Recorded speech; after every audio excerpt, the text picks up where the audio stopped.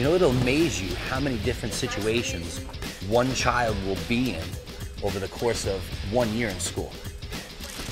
And he needs to call upon that courage, and he needs to call upon that confidence on a daily basis. And if you don't have it, it's going to be very, very difficult to get to where you need to be in life. One of the most important things to remember about bullying is that there are different levels of bullying. And people think that they're going to come to a martial arts school and they're going to learn how to fight, and then we're going to go out and fight bullies. But that's not how it works. A bully doesn't start with physical violence. They don't just come after you and attack you.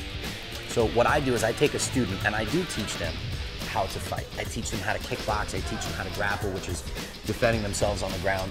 So then they know they have the confidence that if it ever did get to that level, I'd be able to keep myself safe. When a kid knows that they can keep themselves safe at the worst level, right at the beginning stage, the testing stage we call it, stage 1, when a kid comes up to you and they test you to see if you're scared, they're gonna find out very quickly that you're not scared.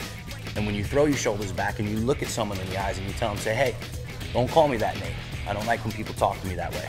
And that other kid sees that level of confidence, they leave them alone. Rhythm, rhythm, rhythm. Do it again. Ready, go. 2, 3, 2, slide, go. Before I started getting bullied, now I'm being not bullied anymore. Most of my kids don't ever have to get to the point where they actually use the physical knowledge that I've given them on another person. We don't ever want it to get to that point. We want them to be able to stop it right at the beginning, stage 1 we call it. If a parent were to come to me and say, you know, aren't you worried about your children getting hurt? Are you teaching them to fight? Are you teaching them to be aggressive? I think I would tell them a couple things. First of all, one of the things that's stressed a lot here is discipline. It's not go out on the mat and hit each other, or even when you are in a sparring situation, it's not go crazy and do whatever you want. There are rules. Same type of game that we just played with the jab, just now you use your cross, okay? I used to get in fights in school, and that didn't go over well with my teachers at all. A kid that picks on other kids, a lot of people think it's because they have a high level of self-esteem. It's usually the opposite. Usually a kid that picks on other kids and bullying other kids is because they don't really feel truly good about themselves.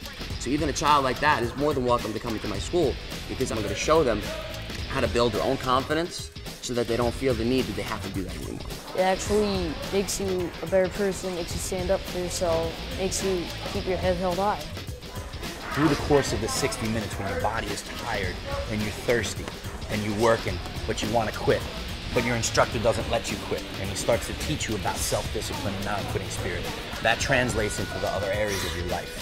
And you actually get that warrior mentality, so when you're posed with a difficult decision, you make the hard right, and you're not scared of the hard work that takes to go that way.